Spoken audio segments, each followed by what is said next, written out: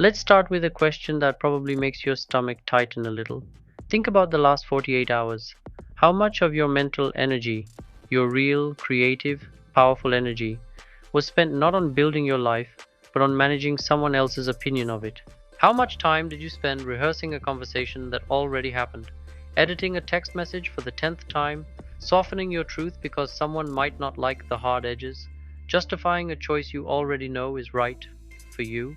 You are not alone. This is the modern pandemic, but it's a silent one.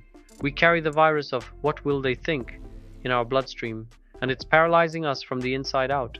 But today, we're going to administer the antidote, not with vague affirmations, not with toxic "I don't care" energy, but with a counterintuitive, deeply powerful philosophy. Today, we're going to learn the single most liberating skill for anyone who wants to build a remarkable life in a noisy, judgmental world. Today, you're going to learn how to let them think bad thoughts about you. We live in the opinion economy: likes, shares, comments, reviews, passive aggressive emojis, water cooler gossip, family group chat drama. Our attention is the currency, and approval is the promised return on investment. And we've been sold a lie. The lie is this: if you can just manage their opinions perfectly, you will be safe, successful, and loved. So we contort ourselves. We become master negotiators of our own identity. The work version of you, the family version, the friends from college version, the online version. We're running a PR campaign for a client, ourselves, that we're not even sure we like. And what is the cost? Let's be brutally honest. Cost number one: the death of authentic action. You don't start the business because "what will people think if I fail?"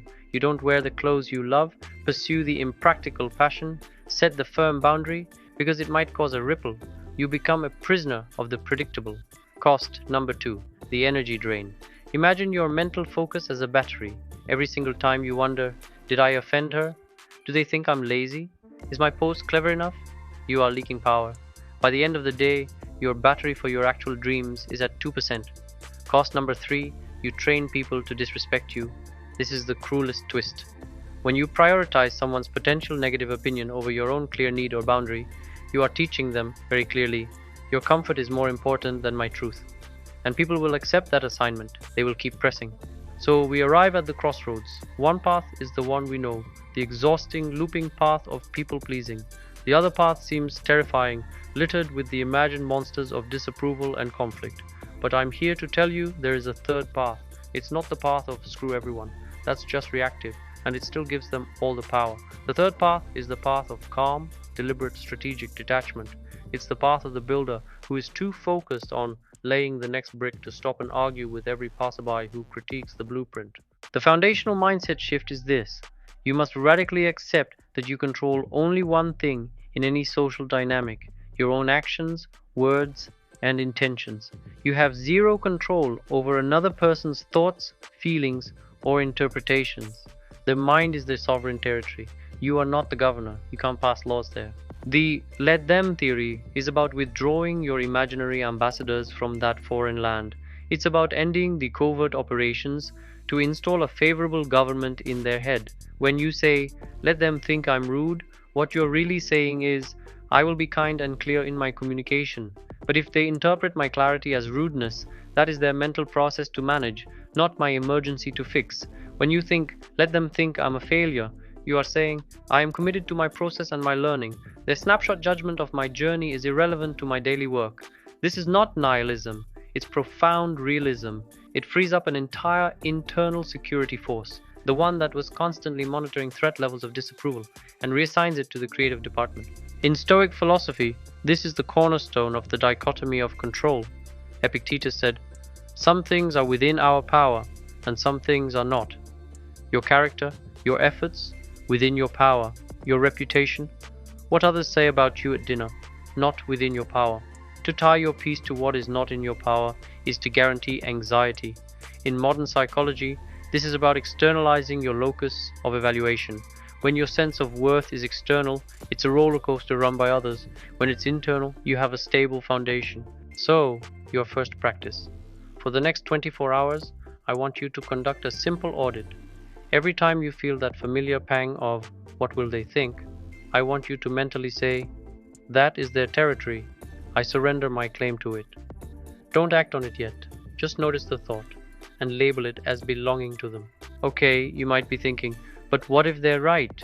What if I am being selfish or lazy or wrong? Shouldn't I care then? This is crucial. The let them theory is not a license to be an inconsiderate jerk or to ignore valid feedback. It is a filter, and to build that filter, you need to understand the brutal, unfair math of opinions. Rule number one: the opinion is about the opinion holder, not you. A person's judgment of you is filtered through their own insecurities, past wounds, worldview, and current mood. Someone calling you arrogant for being confident often reveals their own struggle with self-doubt. A family member criticizing your unstable career path is often projecting their own fear of risk. Their opinion is a biography of them, not an accurate review of you. Rule number two: you cannot please a moving target. When your goal is universal approval, you are trying to hit a target that splits into 100 smaller targets the moment you take aim. You relax to please one person, and another thinks you're not ambitious enough. You speak up, and someone is threatened. You stay quiet, and someone thinks you're not a leader. The target is an illusion. Rule number three: negative opinions are sticky, positive opinions are slippery. This is the unfair math. We remember one critical comment amidst 100 praises. Our brain is wired for threat detection. A negative opinion feels like a permanent stain, while approval is a temporary vapor. Knowing this bias allows you to correct for it. The bad thought they think about you has an inflated importance in your mind by design. Deflate it.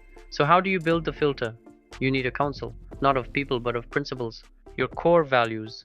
Write down 3 to 5 non-negotiable values: integrity, growth, family, authenticity. When an action aligns with these, any negative opinion about it is automatically demoted to background noise. They think I'm boring for staying in on a Friday, but my value of rest and financial health is more important to me than their opinion of my social life. The source is proximity and wisdom. Is this opinion coming from someone who is in the arena with you, who has earned wisdom in this area? Your mentor's critique on your work product matters. A stranger's troll comment on your body does not. Grade the source, not just the comment. The data point. Can you strip the emotional charge and see the opinion as mere data? This person called my presentation confusing. Data point, slide 7 might need simplification. Versus, this person thinks I'm an idiot. One is useful, the other is self-flagellation. Your new algorithm. When a negative opinion arises, run it through the council. Did I violate my own values? If yes, correct course. If no, proceed. What is the source's proximity and expertise? Low score, discard. Is there a neutral data point here? Extract it, then discard the emotional wrapper. What's left is either useful feedback or mental trash. Take the useful bit and with calm indifference let the rest go.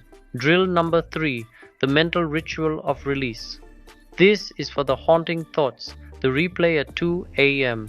You need a ritual to evict the squatter from your mind.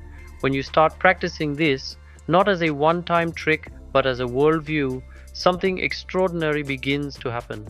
The energy you reclaim is staggering. It's like getting a second life within your one life. So I'm not asking you to master this today. I'm giving you a 7-day let them challenge. Here's all you do. Day 1, post something without over-editing the caption. Let them think it's boring. Day 2, say no to a request without a long justification. Let them think you're not a team player. Day 3, wear the outfit. Let them think it's weird. Day 4, share an idea in a meeting without pre-softening it. Let them think it's naive. Day 5, don't check the likes. Let the number be what it is. Day 6, state a preference plainly. Let them be disappointed.